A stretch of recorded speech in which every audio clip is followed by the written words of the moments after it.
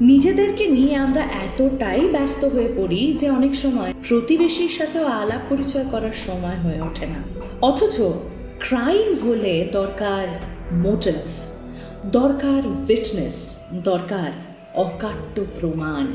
আমার official YouTube চ্যানেলে পরবর্তী ঘটনা এমন একটা খুনের যেটার সাক্ষী শুধুমাত্র একটি রক্তাক্ত রেফ্রিজারেটর। আগামী শুক্রবার ঠিক রাত 9টায় আমার official YouTube channel the crime প্যারাডক্সে পরবর্তী ভিডিও, নাম দ্য ব্লাডি রেফ্রিজারেটর।